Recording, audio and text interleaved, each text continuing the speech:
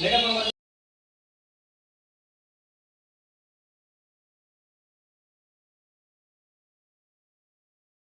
Friends, welcome back to Swathi's lifestyle Kannada YouTube ಚಾನಲ್ಗೆ. ಇವತ್ತು ನಿಮ್ಮ ಹತ್ರ ಬರ್ಡೇ ಲಾಗನ್ನು ಶೇರ್ ಮಾಡ್ತಾ ಇದ್ದೀನಿ.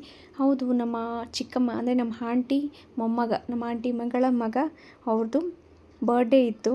ಸೊ ಇಲ್ಲೇ ಸೆಲೆಬ್ರೇಟ್ ಮಾಡಿದ್ರು. ನಮ್ಮ ತಮ್ಮ ಅವ್ರ ಮನೆಯಲ್ಲಿ ಸೆಲೆಬ್ರೇಟ್ ಮಾಡಿದ್ರು, ಇನ್ವೈಟ್ ಮಾಡಿದ್ರು. ನಾವು ಕೂಡ ಹೋಗಿದ್ವಿ. ತುಂಬಾ ನಾಚ್ಕೊಳ್ತಾನೆ, ಇದು ಬರ್ತಡೇ ಮಾಡ್ಕೊಳ್ಳೋದೇ ಇಲ್ಲ. ತುಂಬ ಅಂದರೆ ತುಂಬ ನಾಚ್ಕೊಳ್ತಾನೆ. ಫೋಟೋ ತೆಗೆಯೋದಕ್ಕಂತೂ ತುಂಬ ಹಿಂಸೆ ಕೊಟ್ಬಿಟ್ಟ, ಫೋಟೋ ತೆಗೆಯೋದಕ್ಕೆಲ್ಲನೂ ಕೂಡ. ಹಸ್ಬೆಂಡ್ಗೆ ಫೋನ್ ಮಾಡಿದರು, ಬಾವಾಗೆ ಫೋನ್ ಮಾಡಿದ್ದೀನಿ ಬನ್ನಿ ಅಂತ ಅಂದ್ಬಿಟ್ಟು. ಅವ್ರು ಬರೋದು ಲೇಟ್ ಆಗುತ್ತೆ ಅಂತ ಹೇಳಿದರು. ಆಟೋ ಬುಕ್ ಮಾಡಿದರು ನನ್ನ ತಮ್ಮ, ಅದರಲ್ಲೇ ಹೋದ್ವಿ. ಅವ್ರು ಬರೋದು ಲೇಟ್ ಆಗುತ್ತೆ ಅಂದ್ಬಿಟ್ಟು ಹೋಗಿ ಬರ್ಡೇ ಸೆಲೆಬ್ರೇಷನ್ ಎಲ್ಲ ಮಾಡಿದ್ವಿ. ಅವನಂತೂ ಹತ್ರ ಬರ್ತಾನೆ ಇಲ್ಲ, ಜನ ಎಲ್ಲ ಜಾಸ್ತಿ ಇದ್ದಾರೆ ಅಂದ್ಬಿಟ್ಟು ಸಿಕ್ಕಾಪಟ್ಟೆ ನಾಚಿಕೆ, ಸಿಕ್ಕಾಪಟ್ಟೆ ಭಯ ಪಡ್ತಾನೆ. ಯಾರು ಕರೆದ್ರೂ ಬರಲಿಲ್ಲ. ಮತ್ತು ಇದು ಬೆಂಕಿನ ಹಚ್ತೀವಲ್ಲ, ಅಲ್ಲಿಗೂ ಬರಲಿಲ್ಲ. ನನಗೆ ಭಯ ಆಗುತ್ತೆ ಅಂತ ಹಿಂಗೆ ನಿಂತಿದ್ದಾನೆ ಅಂದರೆ ಸಿಕ್ಕಾಪಟ್ಟೆ ಭಯದಲ್ಲಿ ನಿಂತಿದ್ದಾನೆ. ಅವನು ಫೋರ್ಸ್ ಮಾಡಿ ಕರೆದಿದ್ದಾಯಿತು. ಸೊ ಎಲ್ಲರೂ ಕೂಡ ಬರ್ತ್ಡೇ ಪಾರ್ಟಿಗೆ ಎಲ್ಲರೂ ಅಕ್ಕಪಕ್ಕದವ್ರ ಮನೆಯವರೆಲ್ಲ ಬಂದರು. ನನ್ನ ಮಗಳನ್ನ ಕೂಡ ನಾನು ರೆಡಿ ಮಾಡಿದೆ. ಇಲ್ಲೇ ಹೇಳಿದ್ಲು, ನನಗೆ ಚೆನ್ನಾಗಿ ರೆಡಿ ಮಾಡಬೇಕು ಮಮ್ಮಿ, ನಾನು ಬರ್ಡೇ ಬೇಬಿ ಥರ ರೆಡಿ ಆಗಬೇಕು. ಆಮೇಲೆ ಡೋರಾದಲ್ಲಿ ನೋಡ್ತಾ ಇರ್ತಾಳಲ್ಲ, ಇವತ್ತು ಹಾರುಷ್ಟು ವಿಶೇಷವಾದ ದಿನ, ನಾನು ಕೂಡ ವಿಶೇಷವಾಗಿ ರೆಡಿ ಆಗಬೇಕು ಅಂತೆಲ್ಲ ಹೇಳ್ತಿದ್ಲು. ಅದಕ್ಕೆ ಅವಳು ತುಂಬ ವಿಶೇಷವಾಗಿ ರೆಡಿ ಮಾಡಿದ್ದೀನಿ.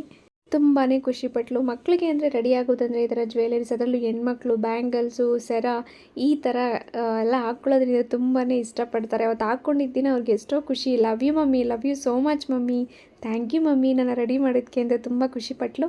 ಯಾರದೇ ಸೆಲೆಬ್ರೇಷನ್ ಆಗಿರಲಿ, ಯಾರದೇ ಬರ್ಡೇ ಆಗಿರಲಿ, ಎಲ್ಲ ಮಕ್ಕಳು ಕೂಡ ಸೆಲೆಬ್ರೇಷನ್ ಮಾಡ್ತಾರೆ. ಅದರಿಂದ ಎಲ್ಲರೂ ಕೂಡ ಸ್ಪೆಷಲ್, ಎಲ್ಲ ಮಕ್ಕಳು ಕೂಡ ಸ್ಪೆಷಲ್ ಥರನೇ ಕಾಣಿಸೋ ಥರ ರೆಡಿ ಮಾಡಬೇಕು. ಅವ್ರಿಗೆ ತುಂಬ ಖುಷಿ ಪಡ್ತಾರೆ, ತುಂಬ ಎಂಜಾಯ್ ಮಾಡ್ತಾರೆ. 1 ವೀಕಿಂದ ಎಲ್ಲೂ ಹೋಗಿರಲಿಲ್ಲ, ಬೋರ್ ಆಗ್ತಾಯಿತ್ತು. ಸೊ ಅಮ್ಮ ಮನೆಗೆ ಹೋಗಿ ತುಂಬ ದಿನವೇ ಆಯಿತು. ತುಂಬ ದಿನ ಅಲ್ಲ, ತಿಂಗಳೇ ಆಗೋಯಿತು. ಅವರೇ ನಮ್ಮ ಮನೆಗೆ ಬರ್ತಿದ್ರು. ಸೊ ಇವಾಗ ಹೋಗ್ತಾನೆ ಇರಲಿಲ್ಲ, ಈ ಥರ ಸರ್ಜರಿ ಆದಾಗಲಿಂದ ಹೋಗ್ತಾನೆ ಇರಲಿಲ್ಲ ಅಮ್ಮ ಮನೆಗೆ. ಸೊ ಆಫ್ಟರ್ ಲಾಂಗ್ ಟೈಮ್ ಅಮ್ಮ ಮನೆಗೆ ಹೋಗಿದ್ದು, ಅವರ ಬರ್ಡೇಗೆ ಕರೆದಿದ್ರು ಅಂತಂದ್ಬಿಟ್ಟು. ಸೊ ಎಲ್ಲ ಫೋಟೋಶೂಟ್ ಎಲ್ಲ ಆಯಿತು ಚೆನ್ನಾಗಿ. ಎಲ್ಲ ಫೋಟೋಶೂಟ್ ಕೂಡ ತೆಗೆಸ್ಕೊಂಡ್ವಿ. ಇವಳು ಹೋಗ್ತಾ ಇದ್ದಾಳೆ, ಕೇಕ್ ತಿನ್ನಿಸ್ಕೊತಿದ್ದಾಳೆ, ಎಲ್ಲರ ಜೊತೆ ಫೋಟೋ ತೆಗೆಸ್ಕೊಳ್ತಾ ಇದ್ದಾಳೆ. ಅವ್ನು ಮಾತ್ರ ಎಷ್ಟೇ ಹಠ ಮಾಡ್ತಿದ್ದಾನಂದರೆ, ಎಷ್ಟು ಎಳೆದಾಡಿದ್ರೂ ಬರಲಿಲ್ಲ, ಏನು ಮಾಡಿದ್ರೂ ಬರಲಿಲ್ಲ. ಹೋಗಿ ರೂಮ್ಗೆ ಡೋರ್ ಕ್ಲೋಸ್ ಮಾಡ್ಕೊಳ್ತಿದ್ದ, ನಾನು ಬರಲ್ಲ ಅಂದ್ಬಿಟ್ಟು. ನಾನು ಬೈದು ಕರ್ಕೊಂಡು ಆಮೇಲೆ ಫೋಟೋಸ್ನ ತೆಗೆಸ್ಕೊಂಡ. ಲಾಸ್ಟಲ್ಲಿ ಬಂದ. ಯೂಶ್ವಲಿ ಹೆಣ್ಮಕ್ಳಿಗೆ ನಾಚಿಕೆ ಅನ್ನೋದಿರುತ್ತೆ ಜಾಸ್ತಿ, ಆದರೆ ಇವನು ಗಂಡು ಮಗ ಹೋಗಿ ತುಂಬ ನಾಚಿಕೆ ಪಡ್ತಾನೆ. ಅದು ಆಶ್ಚರ್ಯವಾದ ವಿಷಯ. ಅವನಂತೂ ಬರಲಿಲ್ಲ ಅಂತಂದ್ಬಿಟ್ಟು ಇಲ್ಲಿ ಇವಳಿಗೆ ಕೇಕ್ ತಿನ್ನಿಸ್ಕೊಂಡು ಇಲ್ಲಿ ಫೋಟೋಸ್ನ ತೆಗೆಸ್ಕೊಳ್ತಾ ಇದ್ದಾರೆ. ಹಸ್ಬೆಂಡ್ಗೆ ಫೋನ್ ಮಾಡಿದ್ವಿ, ಬರೋದು ಲೇಟ್ ಆಗುತ್ತೆ, ನೀವು ಕೇಕ್ ಕಟ್ಟಿಂಗ್ ಮಾಡಿಬಿಟ್ರೆ ಆಮೇಲೆ ನಾನು ಬರ್ತೀನಿ, ಲೇಟ್ ಆಗುತ್ತೆ ಅಂತ ಹೇಳಿದ್ರು. ಸೊ ಕೇಕ್ ಕಟ್ಟಿಂಗ್ಸ್ ಎಲ್ಲ ಆಯಿತು. ಊಟಕ್ಕೂ ಕೂಡ ಸ್ಪೆಷಲಾಗಿ ಬಿರಿಯಾನಿ, ಚಿಕನ್ ಫ್ರೈ ಮತ್ತು ಶಾವಿಗೆ ಪಾಯಸನ ಮಾಡಿದರು. ನಾನಂತೂ ಚಿಕನ್ ಅಂದರೆ ವಾಮಿಟೇ ಬರುತ್ತೆ, ನನಗೇನೋ ಇಷ್ಟನೇ ಆಗ್ತಿಲ್ಲ. ಮಾಡಿಕೊಡ್ತೀನಿ ಅಷ್ಟೇ, ಅಂದರೆ ಯಾರಾದರೂ ತಂದು ಮಾಡಿಕೊಟ್ರೆ ತಿಂತೀನಿ. ನಾನೇ ಮಾಡಿಬಿಟ್ರೆ ನಂಗೆ ತಿನ್ನೋಕ್ಕೆ ಇಷ್ಟನೇ ಆಗಲ್ಲ. After long time family together ಅಂತಂದರೆ ಇವತ್ತೇ. ಅವರೆಲ್ಲ ಬಲವಂತ ಮಾಡ್ತಾಯಿದ್ರು, ಬನ್ನಿ ತಿನ್ನಿ ಅಂತ. ನನಗಂತೂ ಇಷ್ಟ ಆಗ್ತಿಲ್ಲ, ಬೇಡ ಅಂತಂದ್ಬಿಟ್ಟು. ಅದೇನಂದರೆ ಯಾರಾದರೂ ಮಾಡಿಕ್ಕಿದ್ರೆ ತಿಂತೀನಿ, ಬಟ್ ನಾನೇ 1-2-3 ಟೈಮ್ಸ್ ಮಾಡಿಕೊಟ್ಬಿಟ್ಟೆ ಮನೆಯಲ್ಲಿ. ಅದರಿಂದ ಸಿಕ್ಕಾಪಟ್ಟೆ ನನಗೆ ಅದು ನೋಡಿದ್ರೇ ಸ್ಮೆಲ್ಲು ಅದೆಲ್ಲ ನನಗೆ ಆಗೋದೇ ಇಲ್ಲ. ನಾನು ಕಂಪ್ಲೀಟಾಗಿ ಬಿಟ್ಬಿಟ್ಟಿದ್ದೀನಿ. ಮಾಡಿಕೊಡ್ತೀನಿ, ನಾನಂತೂ ತಿನ್ನಲ್ಲ. ನಾಟಿ ಮೊಟ್ಟೆ ತಿಂತೀನಿ, ಅಂದರೆ ಅದು ಕೂಡ ಬಾಯ್ಲ್ ಮಾಡಿರೋದು ತಿನ್ನಲ್ಲ, ಫ್ರೈ ಮಾಡಿದರೆ ತಿಂತೀನಿ, ಎಗ್ ಬುರ್ಜಿ ಥರ ಮಾಡಿದ್ರೆ. ನಾನಂತೂ ಎಷ್ಟೇ ಬಲವಂತ ಮಾಡೋದು ತಿನ್ನಲಿಲ್ಲ. ಪಲಾವ್ ಇತ್ತು ನಮ್ಮ ಮನೇಲಿ, ಮತ್ತು ಅದನ್ನು ಮೊಸರು ಬಜ್ಜಿ ಇತ್ತು, ಪಾಯಸ, ಅನ್ನ ಸಾಂಬಾರು ಅದೇ ಇತ್ತು. ಅದನ್ನೇ ಅಡ್ಜಸ್ಟ್ ಆದೆ. ನಾನದು ತಿನ್ನಲಿಲ್ಲ, ಸಿಕ್ಕಾಪಟ್ಟೆ ಬಲವಂತ ಮಾಡಿದ್ರು. ನನಗೆ ಬೇಡ ಅಂತ ಹೇಳಿದೆ. ನನಗೆ ಇಡಿಸ್ತಾನೇ ಇಲ್ಲ ಚಿಕನ್ ಅಂದರೆ, ನನಗೆ ಆಗ್ತಾನೇ ಇಲ್ಲ ಇತ್ತೀಚೆಗೆ. ಮುಂಚೆಯಿಂದನೂ ತಿನ್ನಲ್ಲ, ಬಟ್ ಅಟ್ಲೀಸ್ಟ್ ಪ್ಲೈನ್ ಬಿರಿಯಾನಿ ತಿಂತಿದ್ದೆ, ಈಗ ಅದನ್ನು ತಿಂತಾಯಿಲ್ಲ ನಾನು. ಹಸ್ಬೆಂಡು ತುಂಬ ಲೇಟ್ ಆಯಿತು ಬರೋದು. ಸೊ ಅವರೆಲ್ಲ ಊಟ ಮಾಡಿ ಮುಗಿಸಾದ್ಮೇಲೆ ಅವರು ಜಾಯಿನ್ ಆದರೂ ಬಂದು. ಅವರು ಕೂಡ ಊಟ ಮುಗಿಸ್ಕೊಂಡು, ನಾನು ಅಷ್ಟೊತ್ತಿಗೆ ಪಾಯಸ, ಅನ್ನ ಸಾಂಬಾರು ಸೈಡಲ್ಲಿ ಕೂತ್ಕೊಂಡು ತಿಂತಿದ್ದೆ. ನನಗೆ ಸ್ಮೆಲ್ಲು ಅದೆಲ್ಲ ಆಗಲ್ಲ ಅಂತಂದ್ಬಿಟ್ಟು. ನನಗೆ ಅದೇನೋ ಎಷ್ಟೇ ಬಲವಂತ ಮಾಡಿದ್ರು ತಿನ್ನೋದಕ್ಕೆ ಯಾರ್ಯಾರೋ ಪ್ರಯತ್ನ ಮಾಡಿದ್ರು, ನಾನಂತೂ ಚಿಕನ್ ಮಟನ್ ತಿನ್ನೋಕ್ಕೆ ನನಗೆ ಇಷ್ಟ ಆಗೋದೇ ಇಲ್ಲ, ತಿನ್ನೋದು ಕೂಡ ಇಲ್ಲ. ಈ ಥರ ಫ್ಯಾಮಿಲಿ ಜೊತೆ ಟುಗೆದರ್ ಆದರೆ ಎಷ್ಟು ಚೆನ್ನಾಗಿರುತ್ತಲ್ಲ, ಎಷ್ಟು ಕಾಮಿಡಿಯಾಗಿ ಹ್ಯಾಪಿಯಾಗಿ ಟೈಮ್ ಸ್ಪೆಂಡ್ ಮಾಡ್ಬೋದು. ನಮ್ಮ ತವ್ರ ಮನೆ ಕಡೆಯವ್ರು ಅಂದರೆ, ನಮ್ಮ ತವ್ರ ಮನೆ ಅಮ್ಮ ಮನೆಗೆ ಏನಾದರೂ ಹೋದರೆ ತಮ್ಮ ಅಂತೂ ಫುಲ್ ಕಾಮಿಡಿ ಮಾಡ್ತಾನೆ, ನಗಿಸ್ತಾ ಇರ್ತಾನೆ. ಹೆಂಗೆ ಟೈಮ್ ಆಗುತ್ತೆ ಅನ್ನೋದು ಗೊತ್ತಾಗಲ್ಲ. ಇಷ್ಟು ಬೇಗ ಟೈಮ್ ಆಗೋಯ್ತಾ, ಮತ್ತೆ ಮನೆಗೆ ಹೋಗ್ಬೇಕಾ ಅಂತ ಅನ್ನಿಸ್ತಾ ಇರುತ್ತೆ. ಅಷ್ಟು ಕಾಮಿಡಿಯಾಗಿ ಅಷ್ಟು ಚೆನ್ನಾಗಿರುತ್ತೆ. ಮನೆಗೆ ಬರೋಕ್ಕೆ ಮನಸ್ಸಾಗಲ್ಲ ಅಲ್ಲಿಗೋದ್ರೆ, ಆ ಥರ ಇರುತ್ತೆ ಫ್ಯಾಮಿಲಿ ಟುಗೆದರು. ನೋಡಿ ಇಲ್ಲೆಲ್ಲ ಫೋಟೋಶೂಟ್ ತೆಗೆಸ್ಕೊಂಡಿದ್ದಾರೆ ಇಬ್ಬರು ಕೂಡ. ತುಂಬ ಕ್ಯೂಟಾಗಿ ತುಂಬ ಚೆನ್ನಾಗಿ ಕಾಣ್ತಿದ್ರು. ಅವನಂತೂ ಬರಲೇ ಇಲ್ಲ ಫೋಟೋಶೂಟ್ಗೆ, ಹಿಂಸೆ ಮಾಡಿ ಫೋಟೋನ ತೆಗೆಸ್ಕೊಂಡಿದ್ದಾಯಿತು. ಎಲ್ಲರೂ ಕೂಡ ಫೋಟೋ ತೆಗೆಸ್ಕೊಂಡ್ವಿ ನಾವೆಲ್ಲರೂ ಕೂಡ. ಡಿಫ್ರೆಂಟ್ ಪೋಸಲ್ಲಿ ಡಿಫ್ರೆಂಟಾಗಿ ಫೋಟೋನ ತೆಗೆಸ್ಕೊಂಡಿದ್ದಾರೆ. ನಾನಿಲ್ಲಿ ನನ್ನ ಮಗಳನ್ನ ಕೂರಿಸ್ಕೊಂಡು ತೆಗೆಸ್ಕೊಂಡೆ. ಅವನು ಬರಲಿಲ್ಲ. ಆಮೇಲೆ ಇವಳನ್ನ ಇಬ್ಬರನ್ನೂ ಕೂರಿಸ್ಕೊಂಡು ಫೋಟೋಸನ್ನು ತೆಗೆಸ್ಕೊಂಡಿದ್ದೀನಿ. ಅವನಿಗೂ ಇವಳಿಗೂ ಬರೀ 2.5 ತಿಂಗಳಷ್ಟೇ ಡಿಫ್ರೆನ್ಸು. ಇವಳದು ಡಿಸೆಂಬರ್ 9, ಅವನದು ಫೆಬ್ರವರಿ 19th. ಇಬ್ಬರಿಗೂ 3 ತಿಂಗಳ ಡಿಫ್ರೆನ್ಸು. ನೋಡಿ ನನ್ನ ತಮ್ಮ ಜೊತೆ ತೆಗೆಸ್ಕೊಂಡಿದ್ದಾರೆ, ಯಾವ ಥರ ತೆಗೆಸ್ಕೊಂಡಿದ್ದಾರೆ ಅಂತಂದರೆ ಈ ಥರ ಇತ್ತು ನಮ್ಮ ಬರ್ಡೇ ಸೆಲೆಬ್ರೇಷನ್.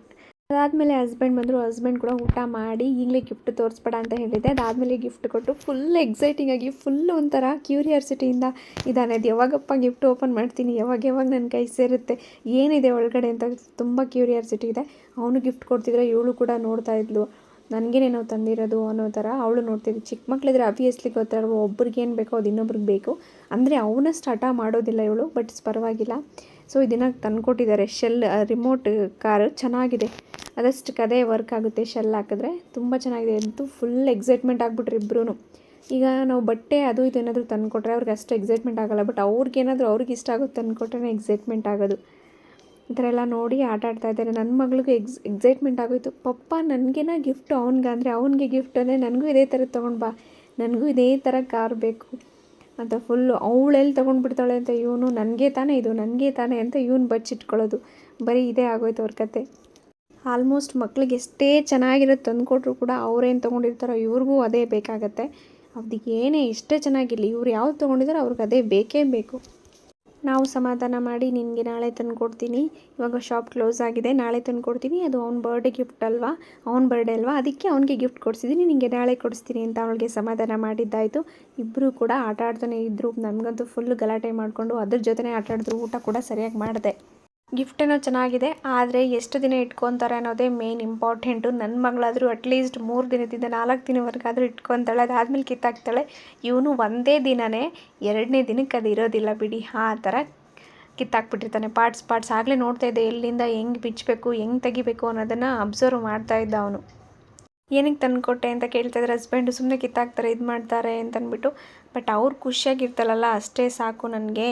ಅವ್ರು ಖುಷಿಯಾಗಿದ್ದರೆ ಸಾಕು. ಮಕ್ಕಳೇನು ಖುಷಿಯಾಗಿರ್ತಾರೆ ಈ ಥರವೆಲ್ಲ ತಂದರೆ, ಆ್ಯಕ್ಟಿವ್ ಆಗಿರ್ತಾರೆ ಅಂತಂದ್ಬಿಟ್ಟು ಹೇಳ್ತಾಯಿದ್ರು ಹಸ್ಬೆಂಡು.